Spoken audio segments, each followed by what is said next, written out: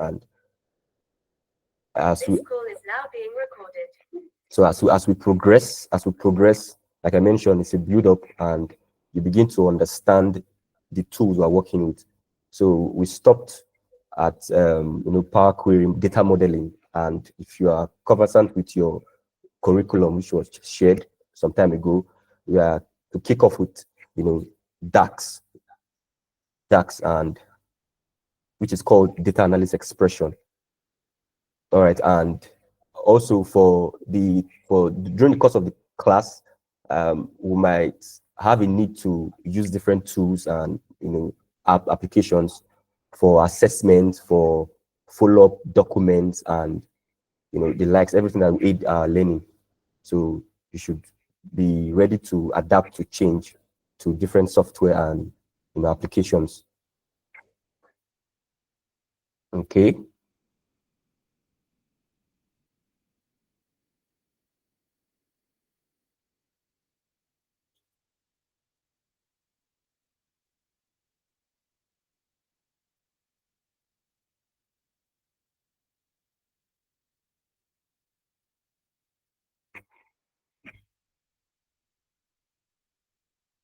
All right. So today we'll be, delving into what we call DAX, and it's a beautiful topic in Power BI, which is a visualization tool, and I believe most of us here, we are conversant with it. Some of us, while it might be our first time or first experience with it, should have no worry, because it's going to be a building block. We'll go very, very fundamental as possible.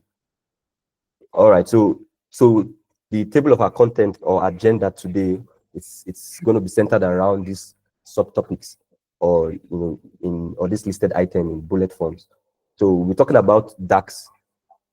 The meaning of DAX, like I mentioned earlier, is data analysis expression, and we'll see the use of DAX, the meaning of DAX, what DAX means in data analysis, why DAX, okay, and also we'll learn the basic fundamentals, the building blocks of DAX, data analysis expression, how it is used for data analysis, how it's used to also make meaning, or drive insights from our data. All right, so we'll also see the use cases, real world use cases for DAX, how it's been applied in data analysis, and how well we can utilize it. It's a very, very powerful technique in data analysis. Very, very important also. And then we'll talk about the evaluation context. I mean evaluation context in the sense that how data analysis expression, it's evaluated when you write a code or a DAX function. How does Power BI execute this DAX function? Okay, so that's what we'll be seeing, and since it's going to be fundamental, it's very, very pertinent and important that you grasp the very, very basics, have a solid foundation, because as you move on, if you don't get the basics, it might be challenging. Talking from experience, it might be very, very challenging. So while it's a build up, it might not really make a lot of sense, but at the end of everything, you begin to see yourself dabble and juggle these three tools, for Excel, Power BI, SQL, and you appreciate it better. Also, data analysis is made up of functions and formulas, as we've been taught from our Excel classes. What functions are and what are formulas. So it's what is embedded in the data analysis expression, and we would learn functions in DAX that can be applied in data analysis. And after that, I would walk us through a demo where we can appreciate it better, have a good understanding of what we'll be dealing with today. I'm so excited. Okay, so first things first, what are the prerequisites? Well, you just have to have the basic knowledge of Excel formulas, which I'm very, very confident in all of us that we know the basic Excel formulas in data analysis expressions. So it's if you're still struggling to keep up with understanding formulas, I'll advise you go over the recorded sessions we've had, so we can flow along together, be on the same page. So that's just the prerequisite. However, you can still follow up, because they're similar data analysis expression are similar with Excel formulas and functions. All right. So, introduction to DAX. What is DAX? What is data analysis expression? Can anyone give me a definition based on understanding aside what is written here?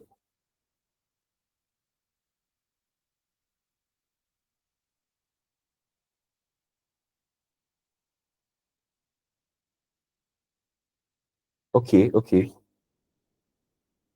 Blessing, you could go on.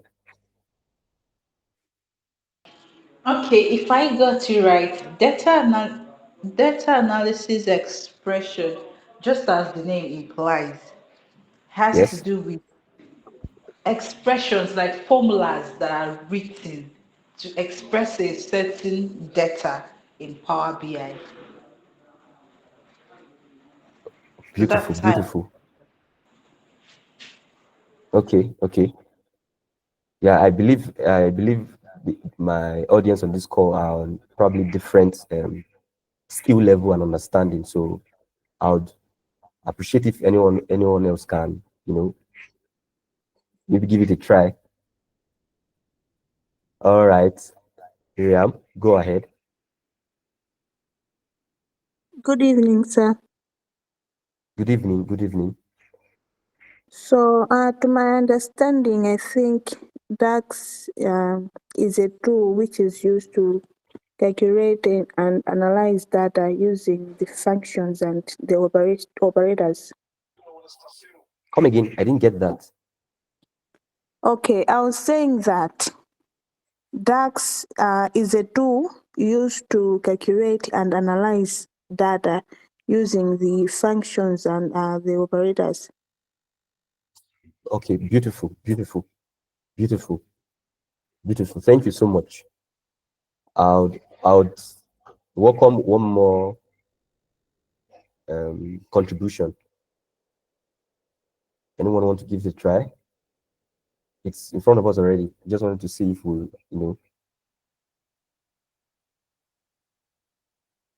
anyone, anybody,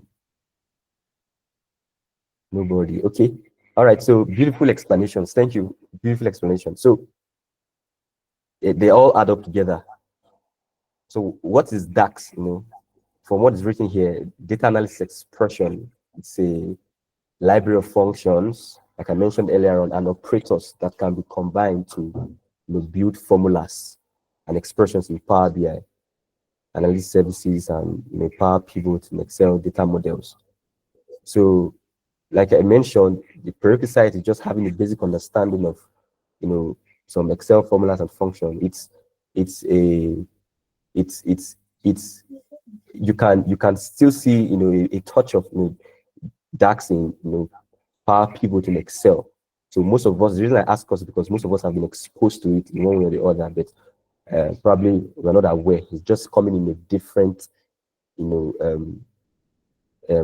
terminology or something, like so to say. Okay, so that's DAX. Okay, so let's move on. All right, what is DAX used for? What's the use of DAX? Well, the more you write data analysis expressions in Power BI, you get to understand it better. So one of the very first use of DAX is what we call calculated measures. Calculated measures. These are calculations done within your Power BI tool, that you can use on the fly. Measures are, I'll give examples like, total profit margin. These are calculations that, help you make sense of your data of your tables within the data set. Okay, so they add more analytical value to your data set. For example, you made a sales of from a product that is being sold, okay, and you want to know the profit margin. For example, profit margin based on location or based on age, demography, or based on region, or so calculated measures, they are handy. Unlike calculated columns, they are stored on a table within your database in Power BI. So they are also used to create dynamic aggregations. I'll show you examples of how we use data analysis expressions for this. We also have time intelligence calculations. Okay, so you make sales based on time.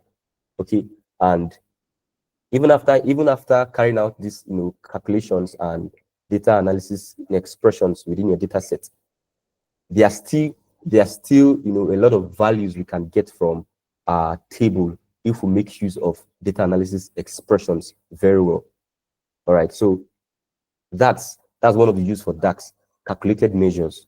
Okay, calculated measures is used for data analysis expressions, and also calculated columns. We create new columns on a table. All right, we create new columns on the table. For example, we are trying to calculate the profit made from sales across thousands of rows. So we need to do that on a granular level, where we calculate all the profits for each customer that makes a sale, or each customer that patronizes a store, or the likes like that. So calculated columns on the other end is being used for DAX and calculated measures. Also, we can also calculate, you can also have tables, calculated tables, in the event where your data set does not have a timetable, or I'll say it doesn't have a table that contains time or that contains date, to know how to draw insights from your data based on date, based on month, based on on a year level, year to date, prior sales week. You have DAX, data analysis expression, help you do all of this. Okay, any question before I proceed?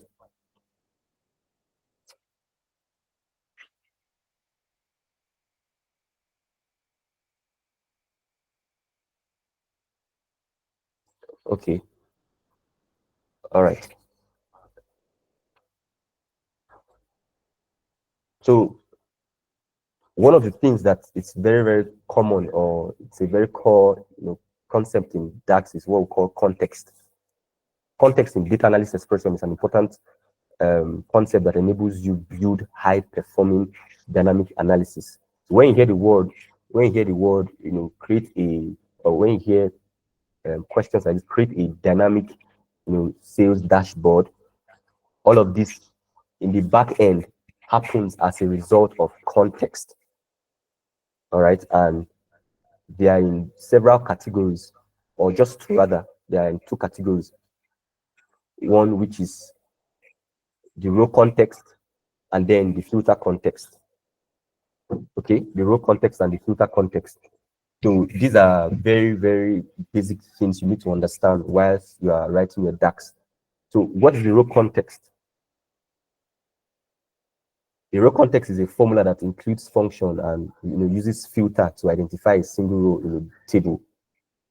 So what this means is that, in practical sense, when you perform a calculation, for example, all right, there are two ways data analysis is being evaluated. The data analysis expression is being evaluated, it's evaluated either on the row context or the filter context. So for every data analysis expression we'll be writing in Power BI, they are built or they run or they are evaluated based on these context, on this data analysis evaluation context. Hello?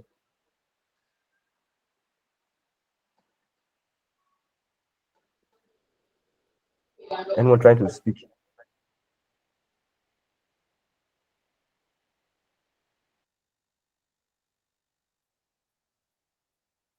Okay. All right. So that was a little interruption. So I was saying every DAX function is evaluated based on these two contexts, row context and then filter context. Okay. So the filter context is one or more filters applied in the calculations, which determines a single value or result. Don't worry, all of these are just terminologies or definitions. I would show you how it's been applied in data analysis expression. All right, so the filter context operates on a set of rows at once and is determined by the user interaction with the data. So in summary, every data analysis expression is evaluated based on these two evaluation contexts, which is the row context, performing it row by row till the last row, and then the filter context that is determined by the set of rows or conditions given by the user interacting with that data. Okay. Before I proceed, any question, any comment, or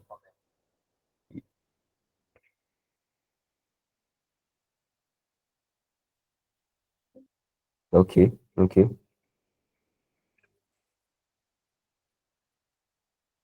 All right.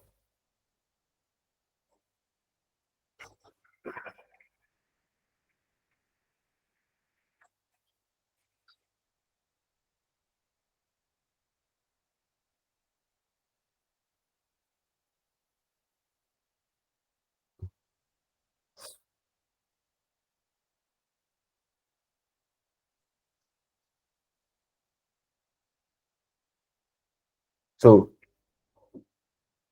it's demo time, and I would encourage everyone to follow along and to some of the things I'll be showing now. So basically,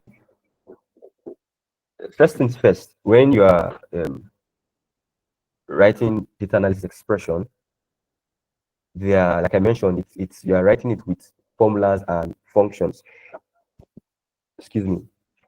So I'll walk us through some of the functions and formulas that would require us to write good data analysis expressions within Power BI.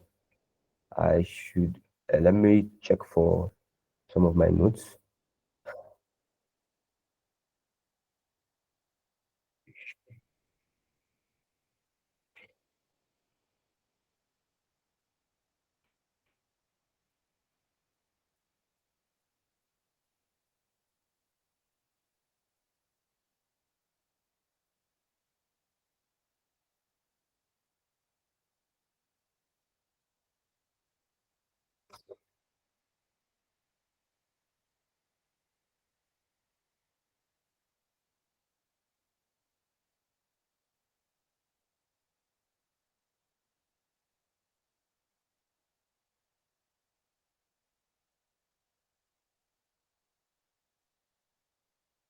Okay. So basically, let me just do a brief introduction into data analysis expressions, and then we see appreciate it better. So you can see, so DAX functions, right, they are built in a way to facilitate complex calculations on tabular data. Unlike conventional Excel formulas, DAX is able to of handling complex and dynamic data set loaded from Power BI sources. So DAX syntax is fairly similar to functions in Excel. I earlier mentioned that, and but additionally, it also includes some extra functions tailored for relational data. Okay, so why is why is Power BI or DAX Power BI very important? So this was some of the things I was trying to explain.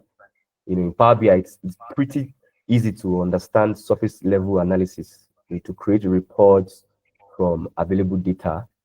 But in the real world, this analysis does not provide deep and nuanced analysis for stakeholders to draw insights and take action based on it.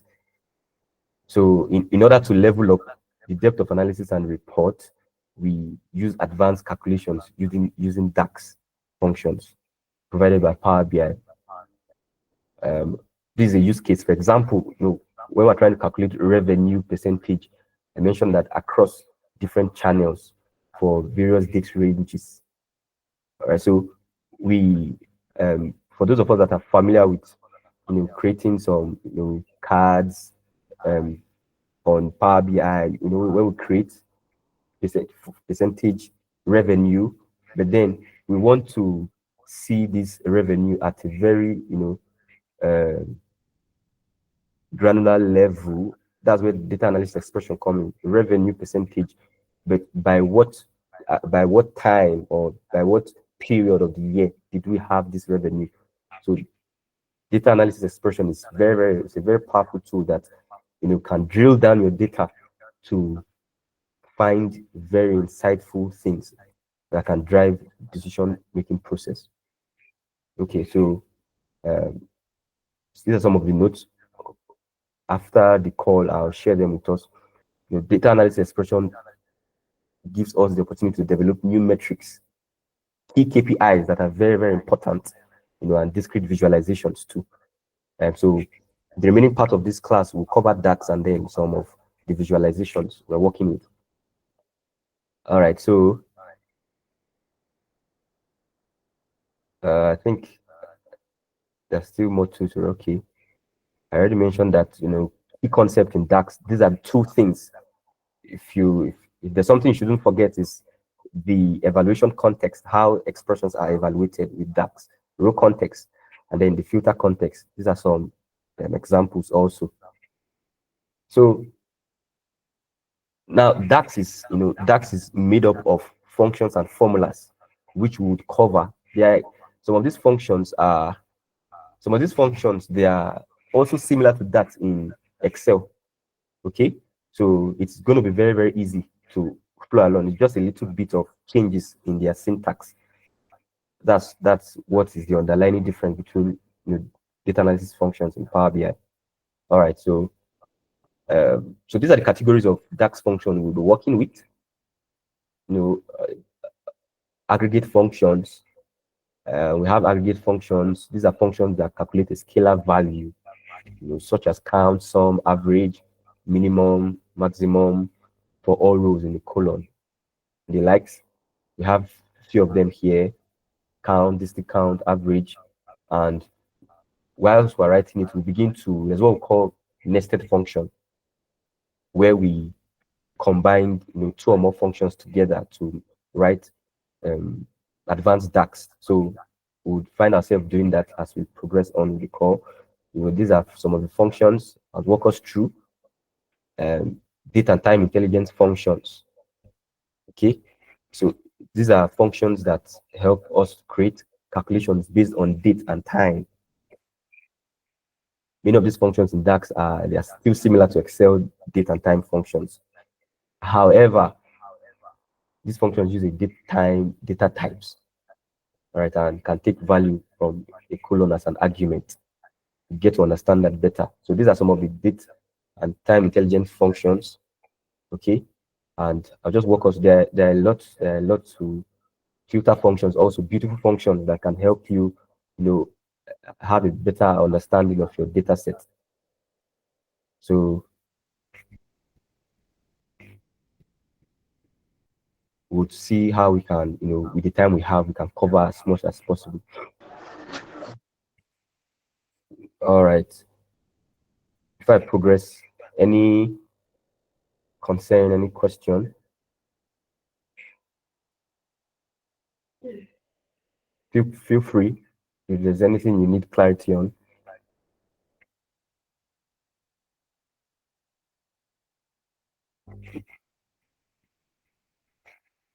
Okay, okay. Good to go. All right.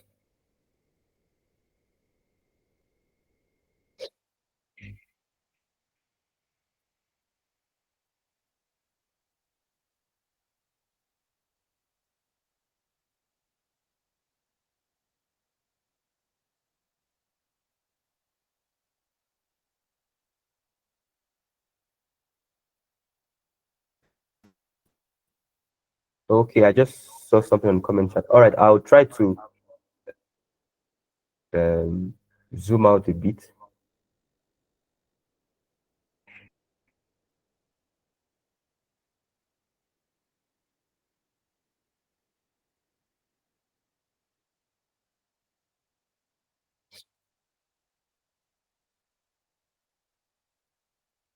All right, so here in view is Power BI interface, and we've worked. I believe we've understood the whole interface. So let me break down. I'm working with a data set that is quite voluminous, so to say. So the reason for this is at some point we would need to take up challenging tasks as we progress. That's one of the um, routes to growth and progress. So the data set is not quite much, or the data set is not quite big compared to data set that I've worked with sometimes, and most of us have been exposed to it. And it's about 675,000 rows. So it's still kind of medium size, so to say. All right, and so the data set I'm working with is it's a sales data set. Okay, it's a sales data set, and it contains several tables. It contains several tables, from the fact tables to the geography table. This is a fact table where most of my attributes and variables are stored, from the product ID to the dates, customer ID, campaign ID, units rather, and categories and the like. So briefly, can anyone tell me the difference between a fact table and a dimension table? Because most of the things we'll be doing will be on these tables. Anyone want to give it a try?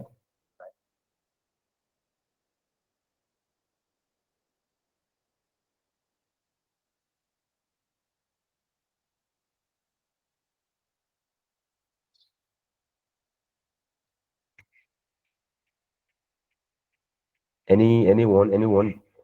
I think we've been taught that already.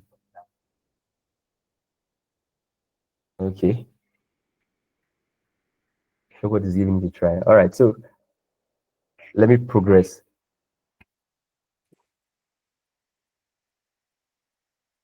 Okay, Victoria, rather. Okay, good evening, everyone. Good evening.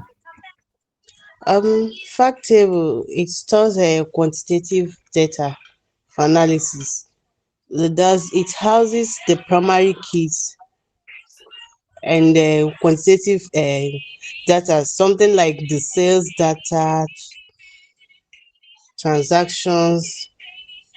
But dimensional table, it stores the descriptive information. It tells like details about products, maybe customers information and something like that. Thank you. Yeah, you're welcome.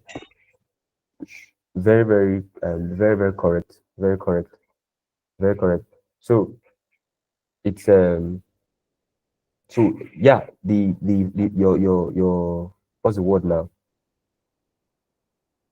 Your dimension table, yes, like I said, they describe your data. All right. They give analytical value to your your fact tables. The fact table contains measures, it contains metrics, they contain quantitative information. So the fact table, the why am my the dimension tables rather, they give they describe it on a very basic level. So that's just it, by the way. All right, so the first data analysis expression we're writing, for example, so this is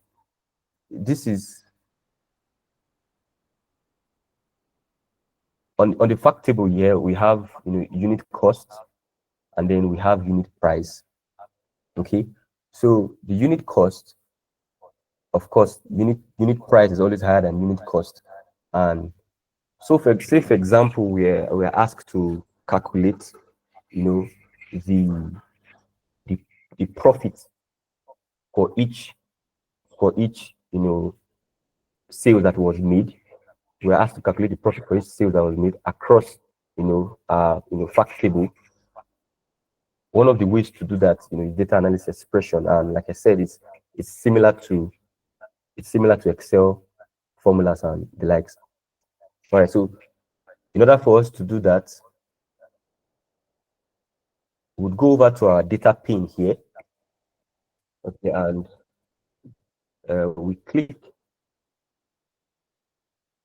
we highlight the facts table. So the profit made for each of the rows in this column, in this table rather. Then we go over to our fact table, and we have two ways we can do this. But one of the ways we can do it is creating a new column. The reason is because we are adding a new column to the table here for every other entry that was made. We want to know the profit that was, so we add a new column, not a new measure. I'll show you the difference. Like I said, the column, or the measure rather, it gives you analytical value. You just create it, and then the difference is that the Power BI stores the new column on the table, unlike the it's just on the fly. Whenever you need it, you can just call it forth to make use of it. So that's the difference between measure and the column. So to do this, we create a new column. I got Tom. She is coming already from red. You and me are able to your style. And then want to jump down. This can whoever is talking, can you mute? I mean,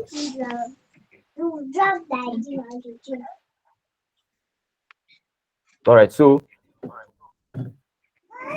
now we want to know our profit. All right, so we create a new measure, which is in our formula tab here. We write profit.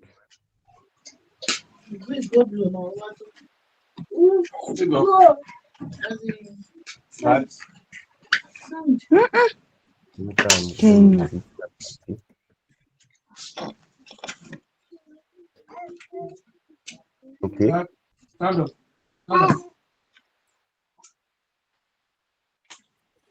I didn't want to tell you. So to do this, we write our profit, and then the first thing we do is to refer to the there's someone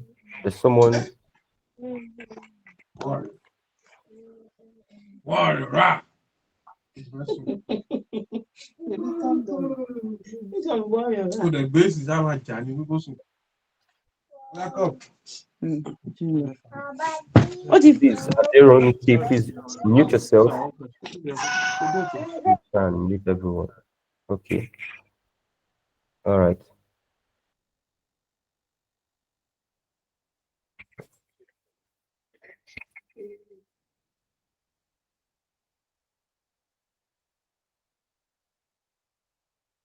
So thank you. So the syntax for this is, we refer to our table. Currently, we're writing our DAX function or our data analysis expression in the fact table because it contains all entries for all the sales that was recorded in this data set. So the syntax for that is, you write it by referring to the table name first, which is fact, and then to do that, you write it. Please, I want to be sure. Can we see the IntelliSense that is on my screen right now? That's the pop-up. Okay, because I'm not sharing my entire screen, so that's why I just wanted to be sure.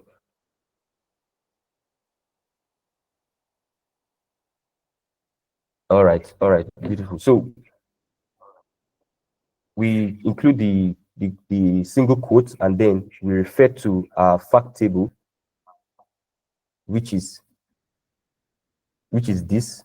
Okay, so, and we close the quote. And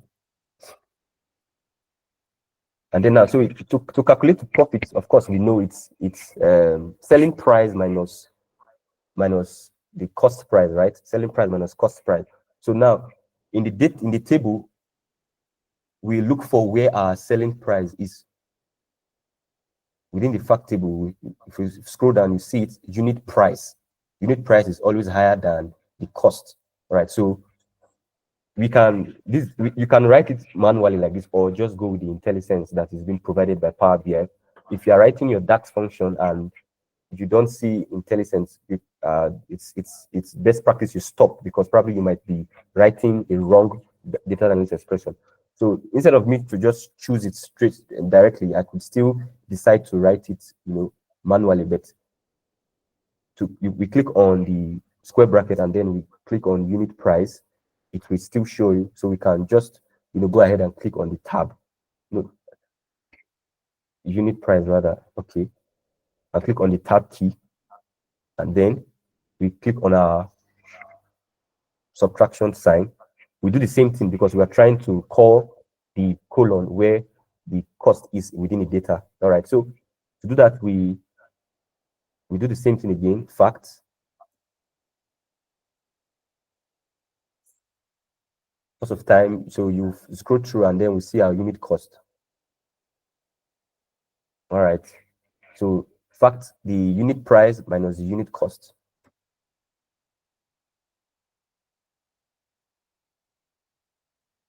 So on the right side of my screen, you see that the profit, the calculated column has shown already. All right, showing profit here. So this is, let me put into practice now. What just happened now, the evaluation context that just happened now is based on who can tell me the evaluation context that just happened now? Row context or filter context? Anyone want to give it a try from my explanation?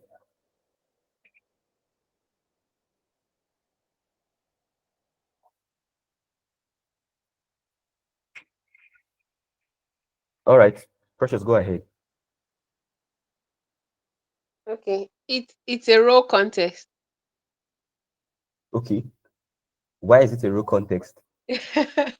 I might not be able to explain so well because I came in when you were explaining. Okay, okay. All right. But I know that it Okay. includes functions, formulas and functions. Okay. Beautiful. All right. Who wants to give it a try again? Okay, Rachel Phillips, or Philip rather. I think it Go might ahead, please. be I think it might be a filter contest because it actually worked on many rows at the same time by giving us this profit column all at once. I don't know, I'm not sure. Okay, okay. Nice try, nice try. Well done. Okay, it's good to always give it a try. All right, you both did very well. You both answered. No, no, it's not a filter context. First person that answered it's a row context because the evaluation context here is that we are calculating profits based on all the entries here. All right, and if you look at the right side of my screen, you can see the profit column that has been created here.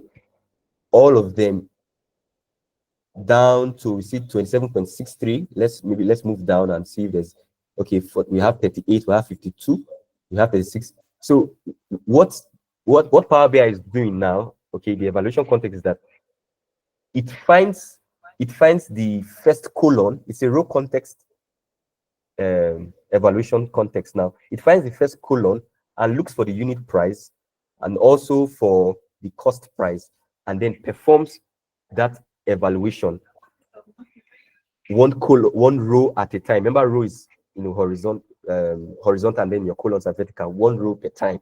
So this evaluation now is defined as a row context. So this is what it has done. It does it one row. When it's in some programming languages, it's called iterative process. It's an iteration. It goes to the first row, and after that, it discards it rather, and then the remaining one, it calculates it down until it gets to the last. You also see that context or evaluation process in your logical functions too.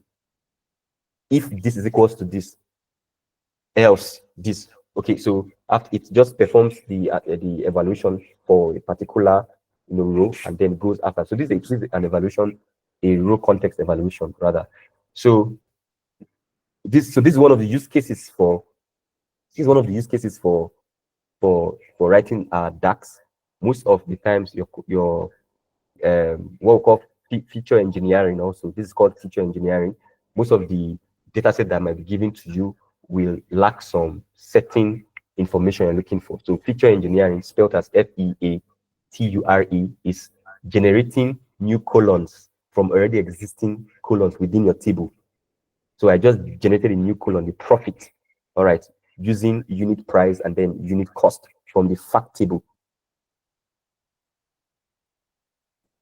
All right. Any question, any observation before I progress?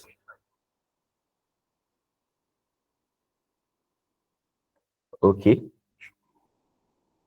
All right. Okay. Doris, please, your question. Good evening, sir. Please, can you explain how this is a raw contest? Sorry? Again, please. Can you please explain again how this is a raw contest? I didn't quite get you. Okay. Okay. But I believe we can see my screen clearly, right? Yes, sir. Yes, sir. All right. Beautiful. All right. Beautiful. So let me try and so I said for my slide, I'll drop the slide later. So I said in Power BI, in writing your data analysis expression, the way Power BI evaluates your expression, it's in two forms: the row context and then the filter context. While we progress, I would walk us through some of these functions. So the row context is that Power BI performs the evaluation one row at a time, one row at a time, one row at a time. Now, how do we apply that here? That's the row context. I said we're asked to calculate the profits for each of the sales that were made here in this table. And to calculate your profit, is basic arithmetic maths. Selling price minus cost price. Yes, selling price minus cost price. Okay, yes, yes. But in this case, it's called unit price for our data. Unit price, okay, and then cost price. So there are several entries at the same time. Several entries. This transaction took place 2012. The next there was a transaction that took place 2013. So to record that, Power BI performs the evaluation row by row. Once it's done, perform the first evaluation, the first row. It's kind of keeps it in a place, or I don't want to use the word discard. Then it goes to the next row and calculates everything down. That's the row context. We'll apply more functions that apply the row context evaluation. Does that clarify your concerns and question, Doris? No, thank you, sir. Okay. You're welcome. So moving forward, I want to establish some things. So if you observed, I have several tables here on my data set, right? The facts table, the date table, the customer. Let's go over the customer. And we'll see the customer ID here. You see zip code, email, last name, first name. Okay. We also see product here and unit price and unit cost. I want to ask a question before I progress. Who can tell me why I'm not doing my calculation within the product table and why I'm doing it in the facts table?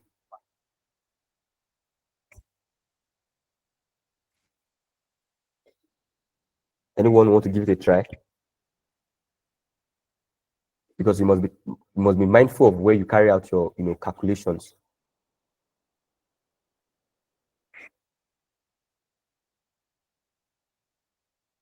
Anybody wants to give it a try?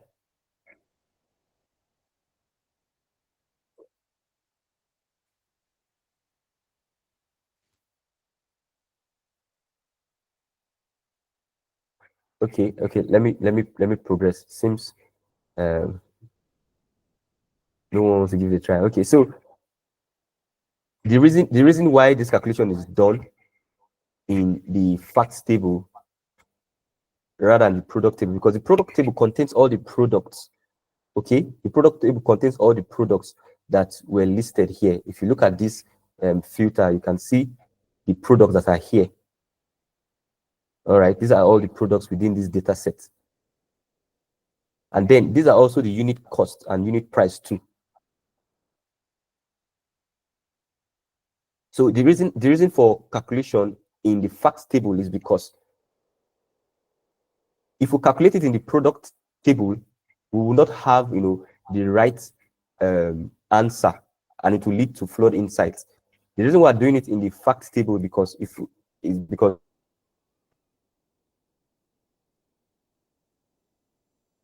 the fact contains every single transaction that was carried out for that. So your voice is breaking, oh.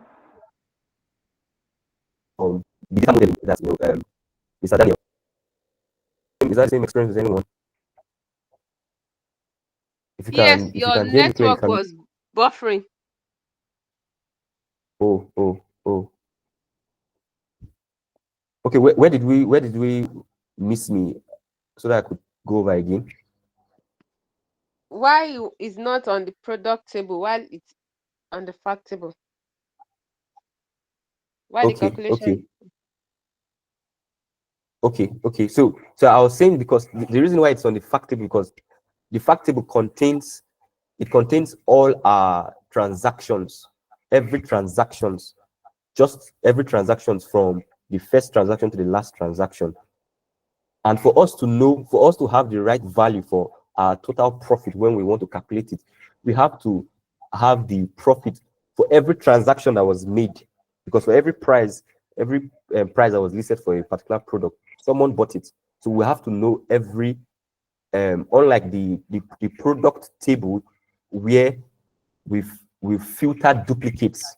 All right, that's the right word. We've filtered duplicates. So the reason I came to this data modeling tab here on my the modeling view, model view, is because the last class we had was data modeling, and just to add to that, okay, to establish our understanding as we progress, is that the fact table, it contains the measurable values within the data set, okay, and then the date table is used, every other dimension table is used to describe our fact table. And you can't talk about fact table without relationships. All right, so this just it's a side data analysis expression I'm trying to establish to follow me, I'm going somewhere. So the fact table contain the relationship for every dimension table connecting to the fact table on this model is 1 to many. So if you can see, the star here is on the fact table, right? And then likewise the same thing, also the same thing too. Okay, so the many side of the fact table contains everything, every transaction. Unlike the fact table, unlike the product table, it has been filtered for just using the foreign key and then the primary key. So it's unique. Unlike the fact table, you can see multiple occurrences with the fact table. So one person can place an order 10 times. All right. And then for that 10 times, we made profit 10 times. So, but if you come over to the customer table, you will see that transaction probably once, because that person is represented by a primary key. All right. So if you carry out your calculation, it will just give you a value for one transaction.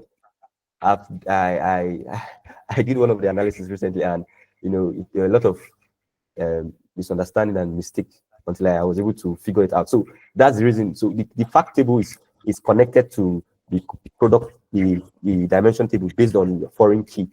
Okay, so that's the reason why we are calculating our profits in the fact table. Let me go to the customer table. See, for example, in the customer table, the last name here is showing, Hancock, Samuel.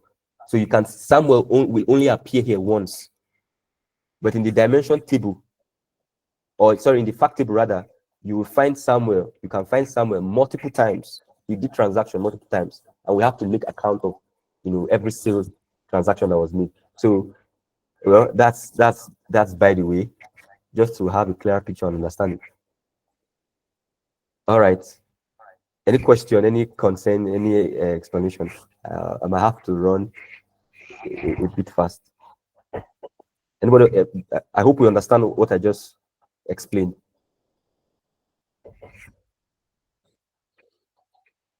All right. Thank you. So, moving on.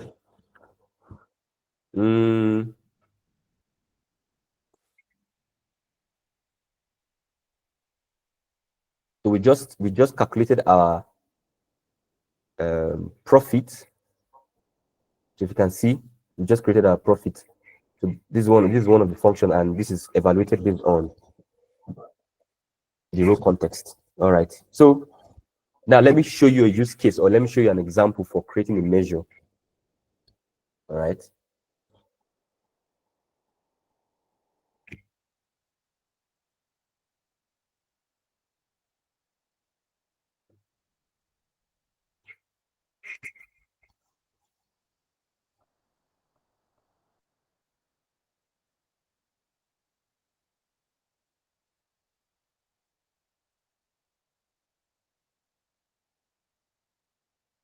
Okay, so the next thing I want to do is we've calculated the profit for every transaction now. The next formula would want to the next measure we want to calculate is the total profit. All right, the total profit, which takes us to aggregate function sum, very very one of the most used So I come over to my still on the fact table. So I want to calculate my sum, and now I'm in my formula bar.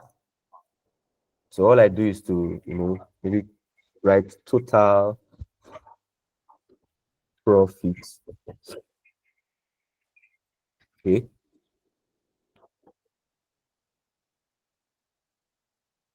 So now the syntax still follows. To create my total profit, I will use the function sum.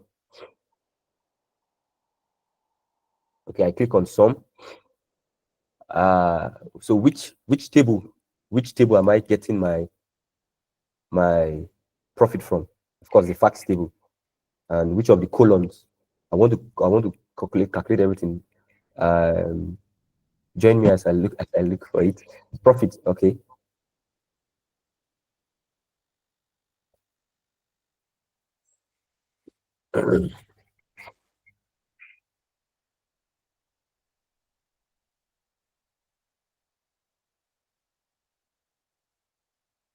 Okay, I think there's a measure already.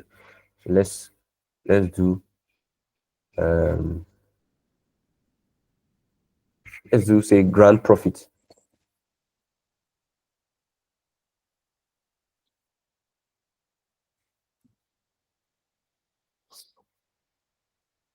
All right. So one of the ways to check that your data analysis expression is correct is, when you come over to your data pane here, you see it. There's no sign that there's an error. So I can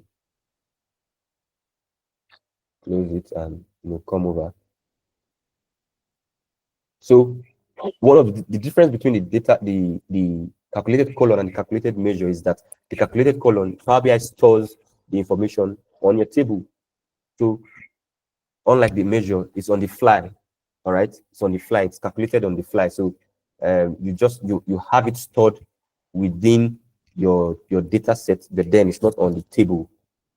All right, and one of the functions of measures is that it adds analytical value to your data set by giving it additional information, ways to describe our data based on age demography, based on sales by region. So we have our grand profit.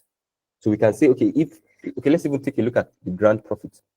Let's go to the report view and go over to our visualization pane.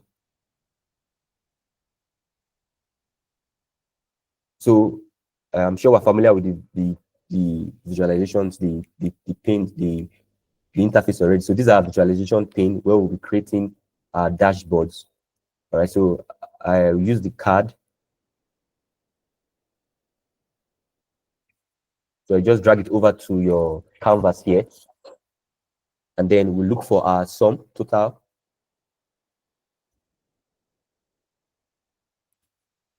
Grand profits. Where is it? Grand profits.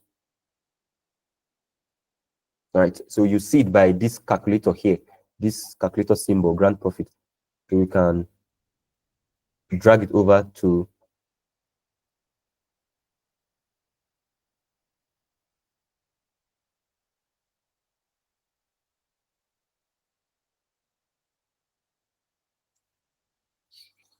so you can see the total profit here. Okay, so this is a card visual, and these are key KPIs that you present to your stakeholders. When you present your findings. These are key KPIs. So we can now use this measure to describe our data. So we have a total of $17.7 million, or depending on currency, but where is this total pool coming from? So we can use it to add more value to our data set. Is it based on region? Are we having 8 million based on this period of time? That's where time intelligent DAX function comes in. How much do we make? So you can now have insight into your data set, basically. So this is the grand profit now. So we've answered, we've answered two questions in two different scenarios now in the DAX function using the row context. All right.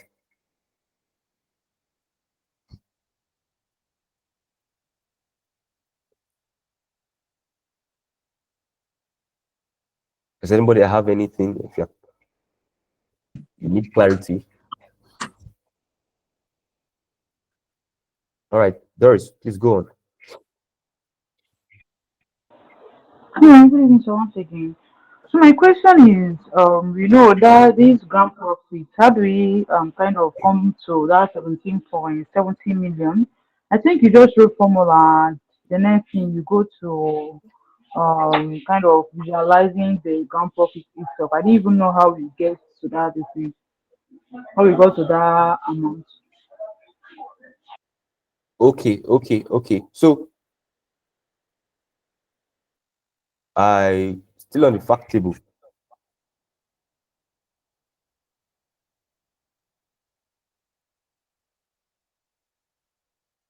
I came over to the fact table. I highlighted the fact table under the data pane. You can see it, and I created a new measure here, just like this. Okay, this is what was shown.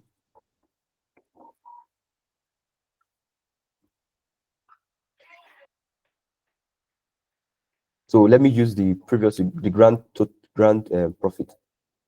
So this was what was shown, rather, grand profit. So it's I named it grand profit. All right, and then to get the sum of all the profits, of course, we have to use our sum function. Okay, and then we calculate the total profit. Let me write it again. So I hope you can follow up to this point. So I use the sum function. Yes, I am. Okay, I use the sum function, and then I click on my tab key. And the next thing, this is the intelligence of Power BI. It's asking you which column do you want to take the summation of, and from which table. So you can see there are several tables here: customer, date, fact table. All right. So I'm still on the fact table, so I go over to my fact table rather, and for every table there are columns listed. So I want to sum the total profit made from every transaction. All right, and I click on my fact table over here. You can see my cursor. Fact table for profit. I've calculated the profit, calculated column already. So I Hello, need to. So Efe. the I don't next. know if you can hear me, but we can't see your screen. Sorry about I can that. see it. It's your network, or we I can can see it. see your screen is your network. Okay, please. You might want to try, refreshing your screen, or refreshing your network. Sorry about that. In case of anything, just reach out to me on, or just drop a message on the chat discussion box. All right, you're welcome. So I closed my parentheses now. And one thing you would know, anytime you see this red color here, it shows that it's either your DAX is incomplete or there's an error. So you always remember to close it. So this is what I've done now. All right. I clicked on, I can come over here to click on commit, or you just click on enter, and it has calculated the total profit for me. But it doesn't show on the calculated on the table. It's just gets stored, just like for those of us that understand in the computing, random access memory, RAM, it just stores it temporarily. So you can always call it at any time. So this is how I got my grand profit. Doris, are you Chris, I thank you very much for the explanation. I got it. all right? You're welcome. You're welcome.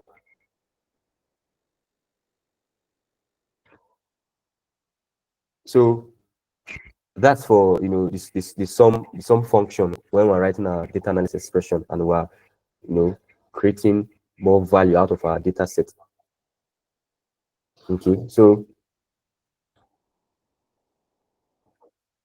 the next thing we would want to do, let me close this.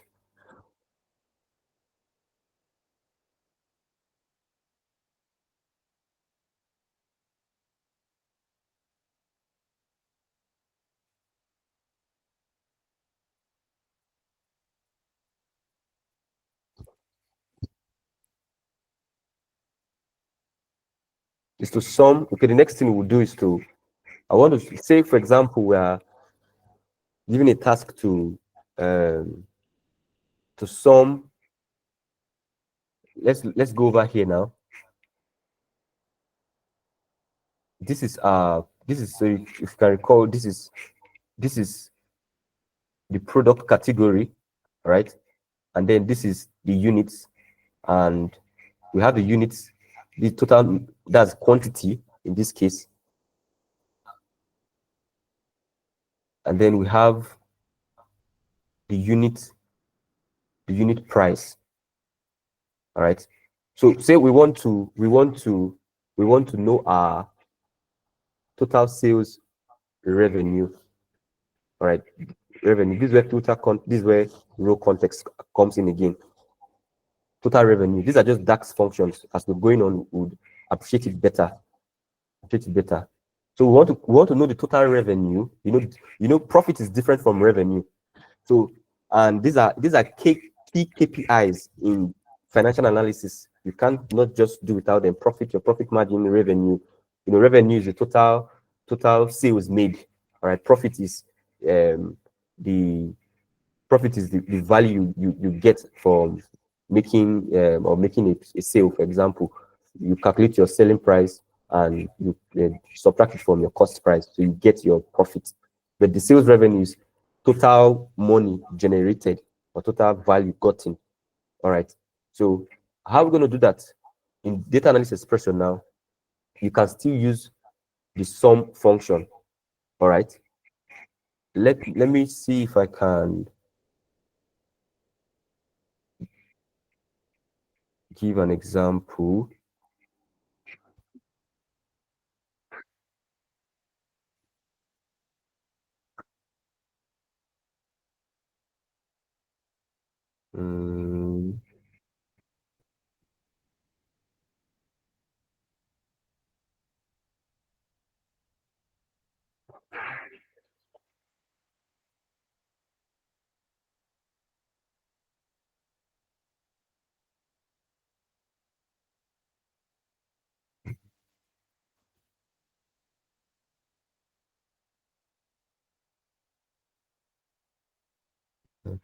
So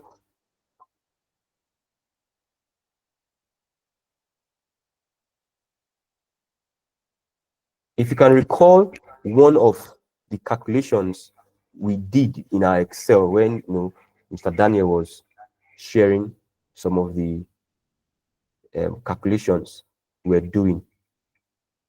Let me share something different.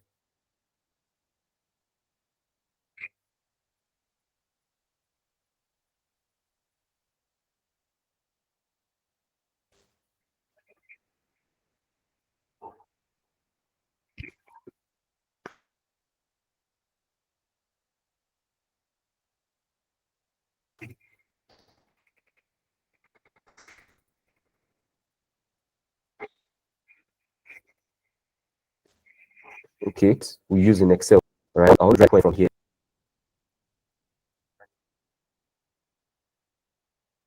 All right, so now we'll use one of the functions called product function to calculate the revenue.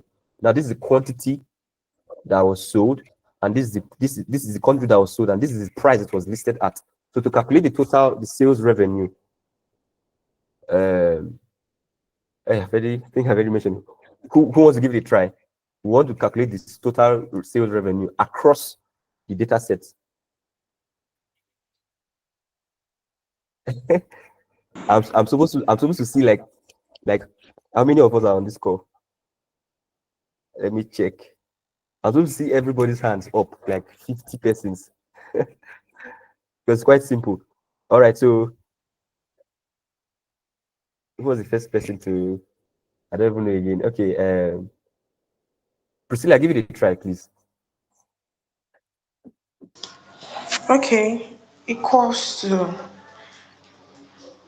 B2 times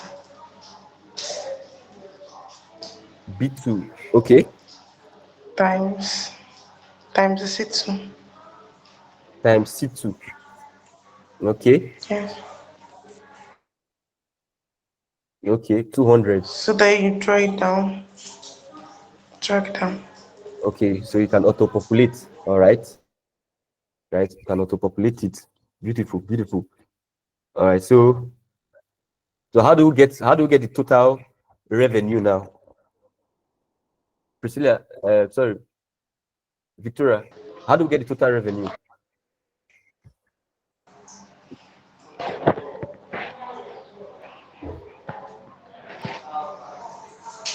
Equals to, you just highlight those values, equals to sum. Okay, sum, right? All right, and then highlight everything. Beautiful, beautiful.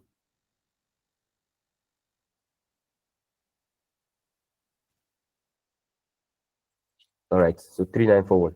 Okay, so I want us to do something like this in Power BI now. And to do that,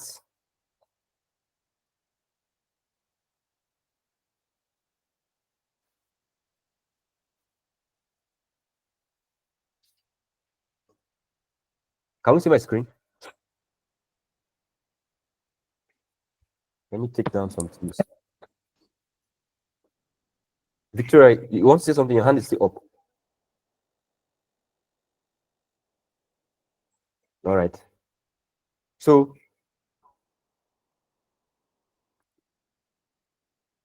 we want to create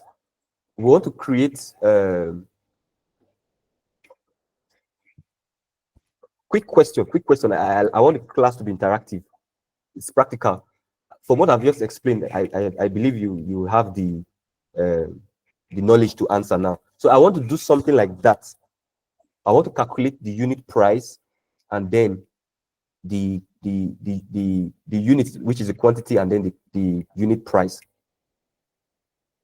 This class, how would I do that from what I've just shown us now? Relative to Power BI now. How am I going to do that? Because I've done that multiple times now. Everybody wants to give it a try?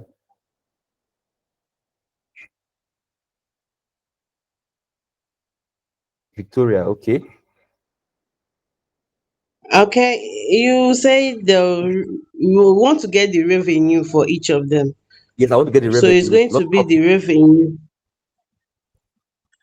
Yeah, I want to get the revenue, not profit. So it's going to be the revenue equal to the fact unit price multiplied by fact of a unit.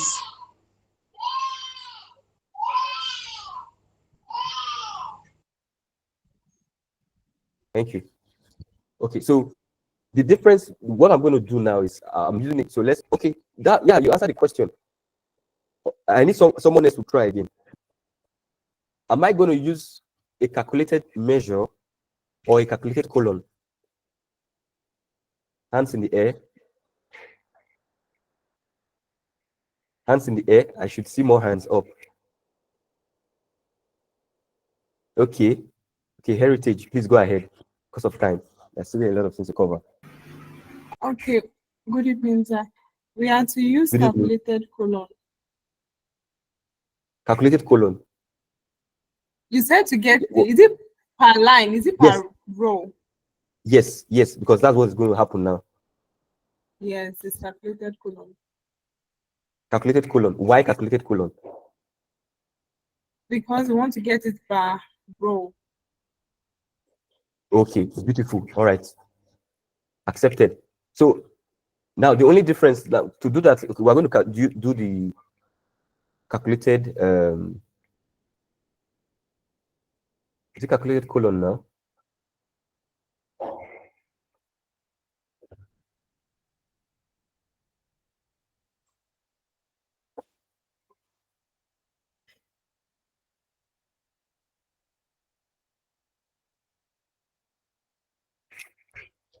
Okay, let's see if it works.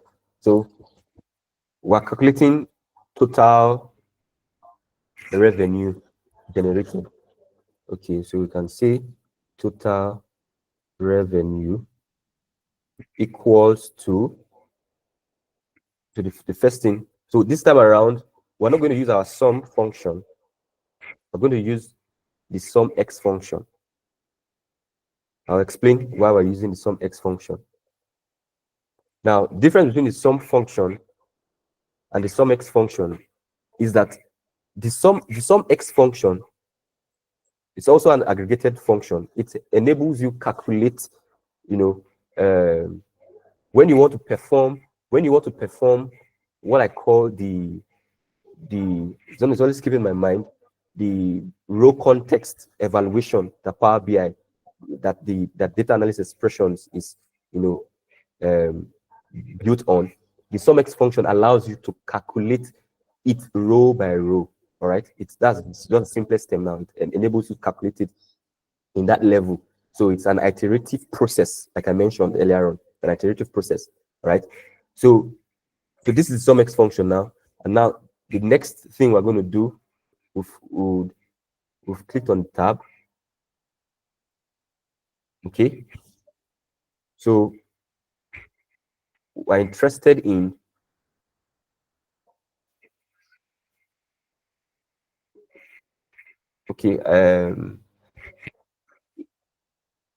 let me explain the how will I get rid of this now. I don't want these things to show.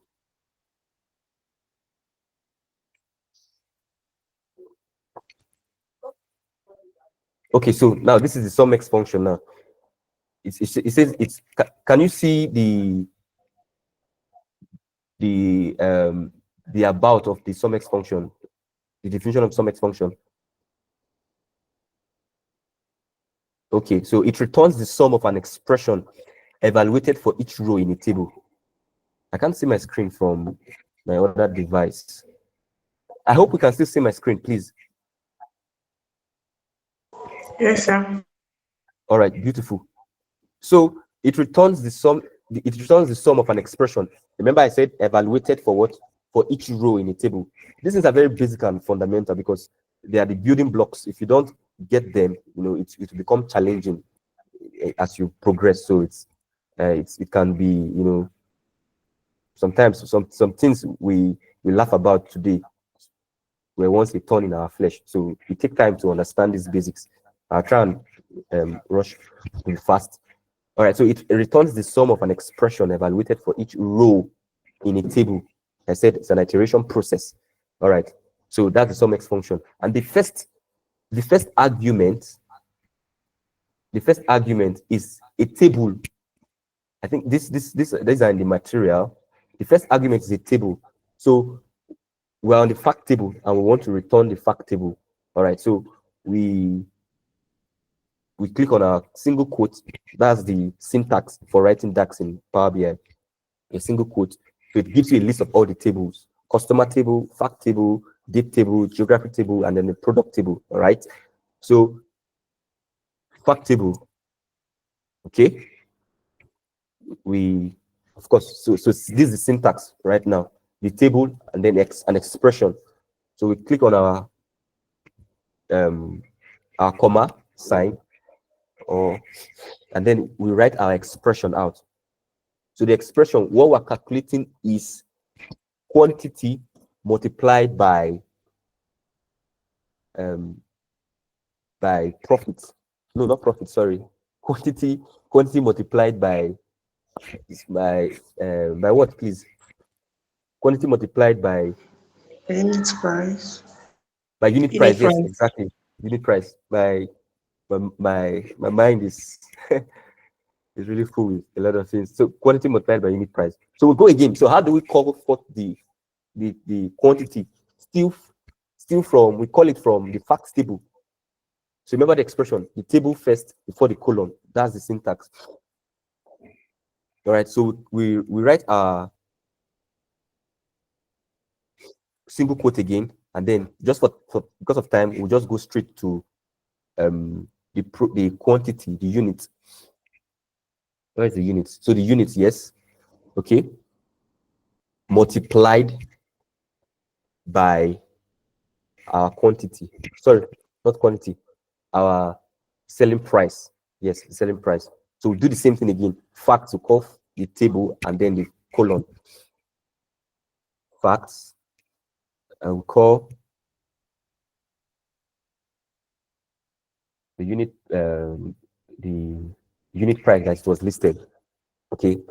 So remember, there's still a red. We have to close this. We have to close this particular parenthesis here. So we close it. All right. So you see the red sign is gone. So it shows that our DAX expression is correct and it's good to be evaluated. Beautiful. So we click on our tab or enter key, or we come here and commit it.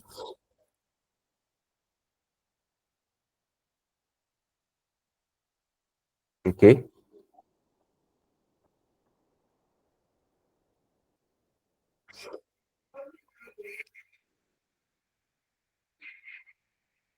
Okay. So we have that here for our total revenue, which is calculated here. So we can see it under the data tab now, the data pane rather, the total revenue is calculated here. So we can go over to our report view.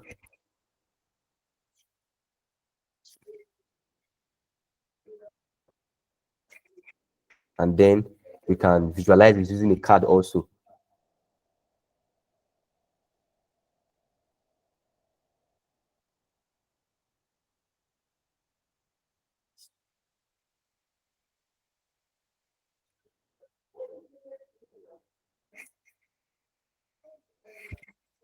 There's something, sum of total revenue.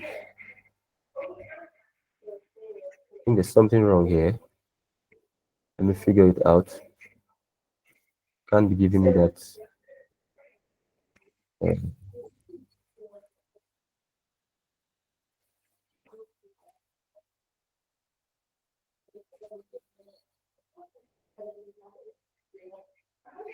Okay. Can't be giving me that huge amount because the unit price multiplied by unit, so it should have I made mistake. Okay, there's something wrong here.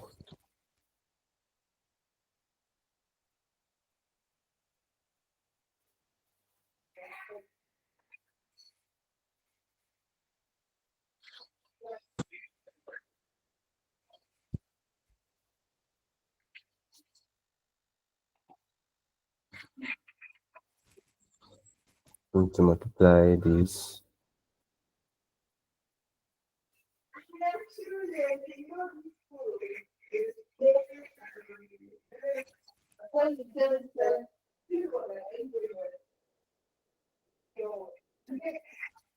Let's see if we can fix this.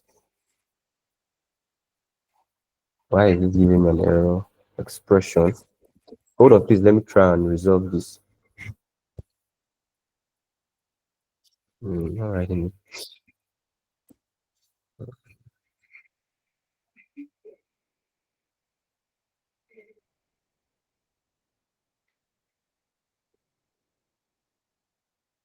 Okay.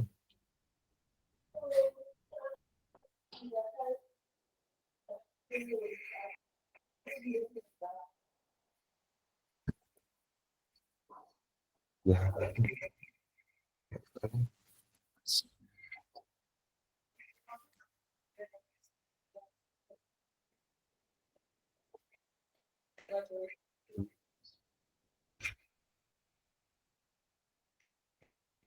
Okay, it should give me the same expression.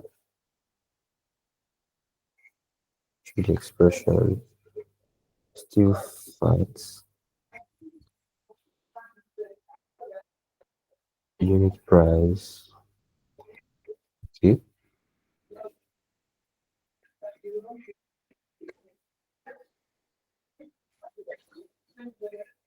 Okay, multiplied by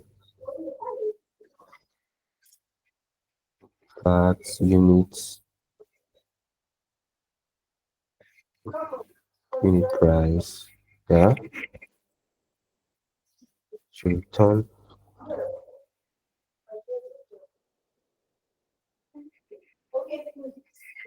even the same wrong value.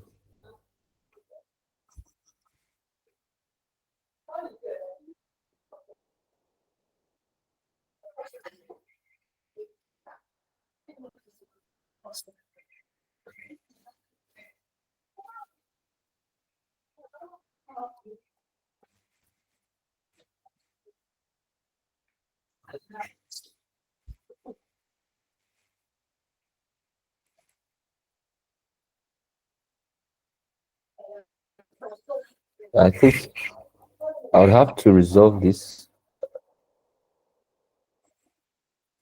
It's the sum x function. I don't know what the. But let me try and do this again.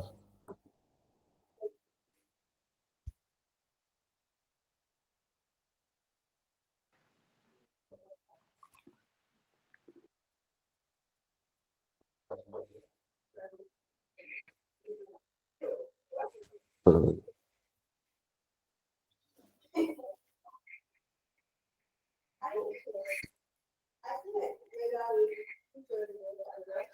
Okay, let me. I don't know what the problem is, but because it seems there's something wrong. There's something wrong. So I can't troubleshoot it now. I would resolve that and help us with the answer. Because of time, I want to cover some few things before we progress. There's something wrong because it's giving me the same. Let me check my model view.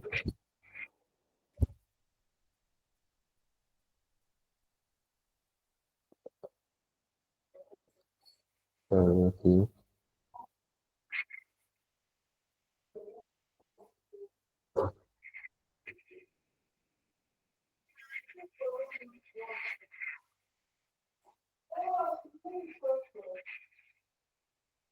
Okay, I would sort it out, but I can't troubleshoot it now.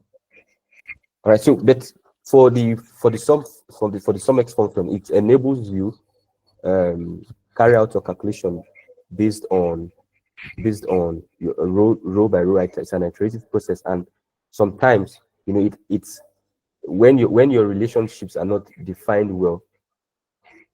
One of the things that it goes based on the way you set your relationships also, but that's way advanced. I would go into that in forthcoming classes.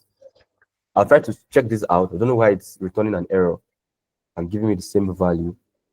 There's something wrong. And that's what I wanted to bring to the next point. All right, so let me leave with that first. The next thing I would want us to do is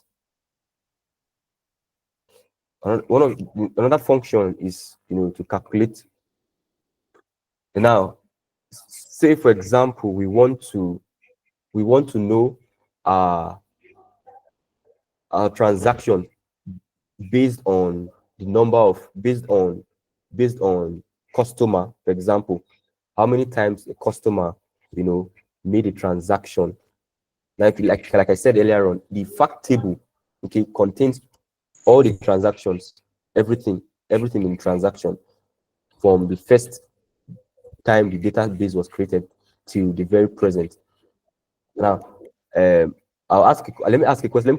Let me put it in this scenario now. So how many times you can imagine if you recharge your line now, for example, okay, and some of us say we've recharged our mobile devices like maybe a couple of times today, 5 times, same person, right, making 5 transactions. So now, we want to know the number of transactions, per customer for a particular product. So let me give something like very, very, very generic or very conventional with us. So how many times have you recharged maybe your line Airtel number now today? So you can recharge 5 times, but then it's from one person, and want to know the unique count. You know, one of the ways to do this is also use the count function, distinct count. It enables us to calculate the number of transactions made per person. Okay. All right. So for us to do that, this is how it's done. We'll click on new measure,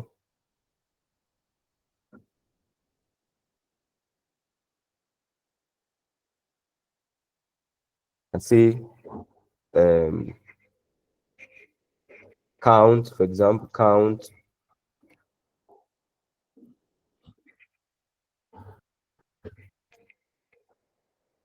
count order ID.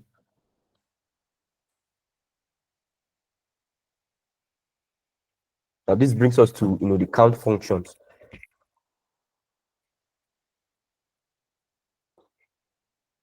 So to do this, we use the distinct count. And most of these functions, they will be in the material that I'll share. So we use the distinct count function to count the number of sales per person, unique to each person. So we use the distinct count rather. So we see the function here. All right. And then we want to calculate it by customer ID.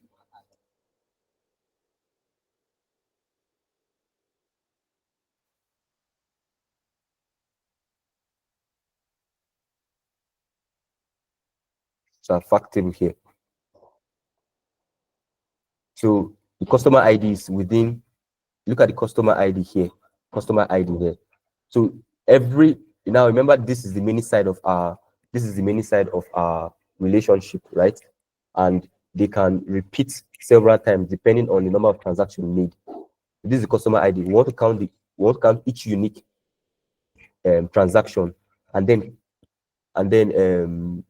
filter it. Yeah, that's the right word. Filter it based on categories or based on location, or that's how you add an analytical value to your data set. So we'll do this, and then we click the commit here.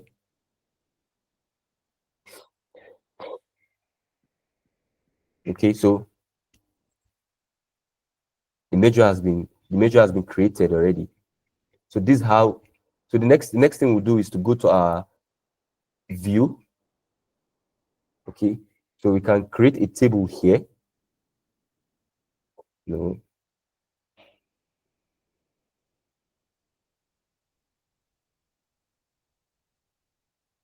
All right.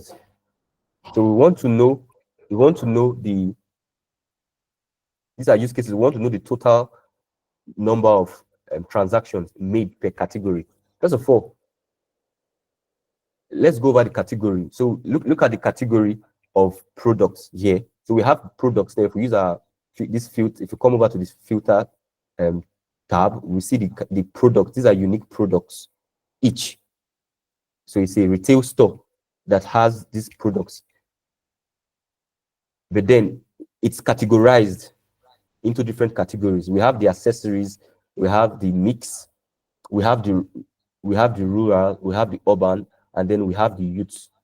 All right. So we want to know the total number of transactions, unique transactions made for accessories, made for mix for rural, made for urban, and then the youth category within this data set.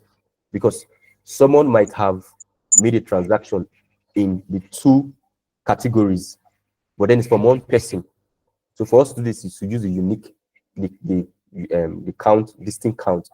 So to do this, we'll compare it with our table.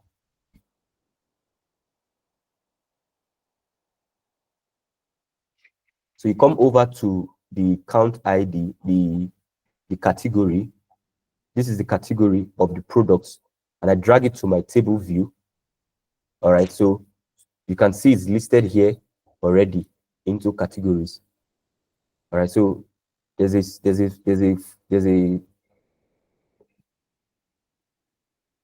you can choose to, if you come over to this visualization pane under your colon fields, you can choose not to summarize it, you can choose to count it, you can choose to count it distinct. However, we are going the route of using the DAX expression. All right, so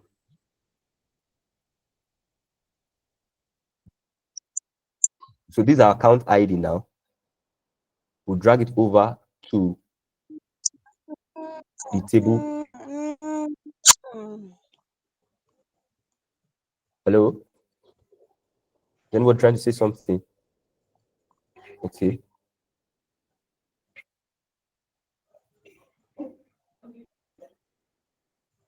All right. So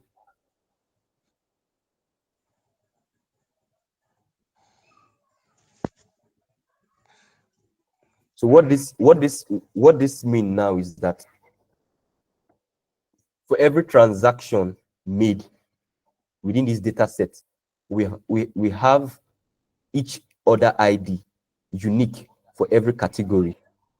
All right. So that means 41 unique persons made a transaction for a product in the rural category. And also for the youth category, we have about 15,000 persons unique. But see something now. If you take a look at the total, we have about 282,596 unique transactions, which is not the same as, come to the facts table now. You can see over here the facts table. This is about 675,000 rows. So what this data is saying is that there were 675,368 transactions that occurred, but then the unique transactions we have is around this amount, 228,000, which is lesser than the total number of rows within that data set for the transaction, to track it on the transaction level. Okay, so one person can, like I mentioned, one person can have the transaction, do the transaction multiple times, but we don't want to account for that. I want to know the unique transaction that occurred rather. All right. So question is, does anybody have any question at this point?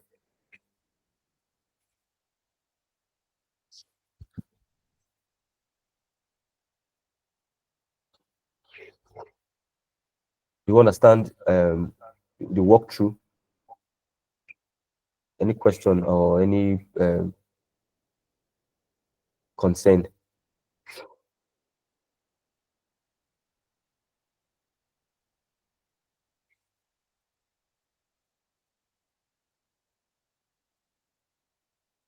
Okay. I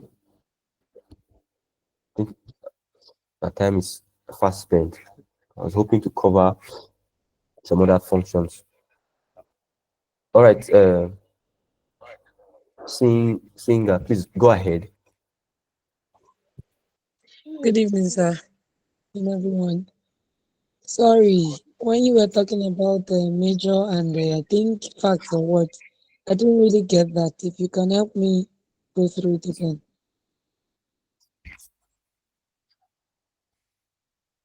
Sorry, please, can you come again? I didn't get that.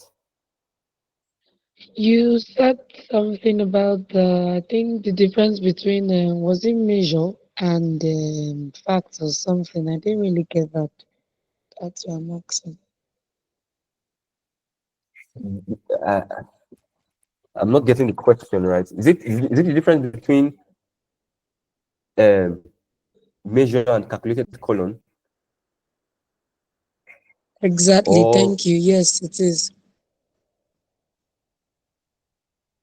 Or okay, what? okay. No, because you mentioned facts, so that's why I was a bit confused. No, I didn't really get that part. So I got the measure, but I don't know what you said with it. That's why I was confused. Okay. So I said measure is where measure is most of the, you spend a lot of time, writing measures in data analysis expression when you're carrying out when you're trying to carry out analysis and make your visualizations with Power BI. You carry a lot of measures, and I said measures are used to build dynamic aggregations fly. So you have maybe you have like total profit here. So this is it's not going to be found on your table, rather, unlike the calculated column is used to add example.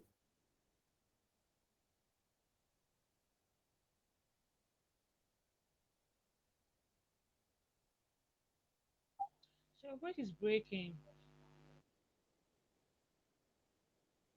So the calculated column is used to add, analytical value to our data set. One of the oh, can everyone hear me again?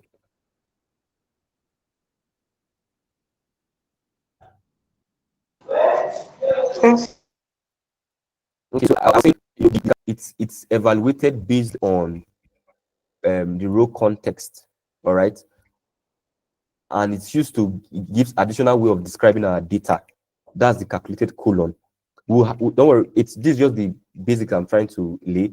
When we begin to carry out more calculation, more data analysis expression, you will begin to understand it. For those of us that are just being introduced to it for the first time, all right. So I try to explain it very well in the beginning of the call. So the call is being recorded, so you can go over again to, watch it and have a better understanding. I also dropped the notes for this. So that's what I said the difference between a measure is and a calculated column. Those are the two things. Those are one of the uses of DAX. You write a lot of measures most of the time. You're calculating your dynamic aggregations. Like for example, this what I just did here now, grand profit. All right. So we can calculate the number of transactions also. So that's a measure. It's not going to be stored in the table. All right, it's not going to be stored in the table. It's not going to be stored in the table. So do you understand? Do you understand? Yes, I do. Thank you very much. Okay. Yeah, you're welcome. You're welcome. Don't worry, just go over the video again and walk down the part I'm coming from. I think you'd appreciate it better. We'll carry out more visualizations and more data analysis expression whilst we're carrying out our visualizations also in Power BI. So you get to appreciate it better. No problem. Thank you so much. Yes, you're welcome. You're welcome. Does anyone have any other question again or any other concern? Ask your questions, please. That's why I'm here to respond. If you didn't get it correctly, it's okay. It's okay. It's okay not to pick it at first. Over time, it will now sit well.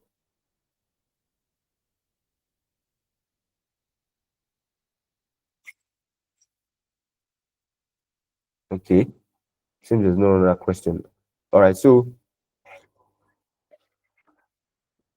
okay, someone raised up. Who was that? Drop the hand again. Yeah, I did Demola.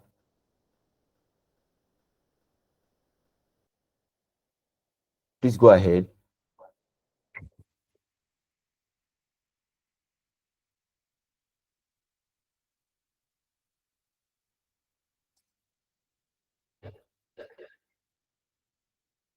Hello.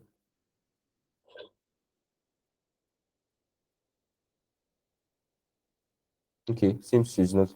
All right. So I think there's a prompt that the meeting is um, reaching its scheduled time. We've done 2 hours already. All right. So I think that will be. I'll try and resolve that and fix it in our next class. So do well to go over it again before we have our next class, so that it will be easy to grasp what everything I'll be saying as we progress. Okay. So don't worry if you've not gotten it. Don't worry, it's fine. It's fine. It's part of. All right. So that will bring us to. Is there another question? Is there another concern, please, before I end the call?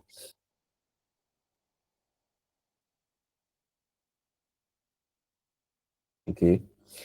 Seems no one is. All right. So I believe, Zoom we've all followed up to this point with the short examples I've given. All right. All right. So thank you everyone for joining. Thank you. So I'll end the call now. Please do well to reach out if you have any concern, if you have any question or more clarification. All right. All right. Okay. Bye for now, everyone.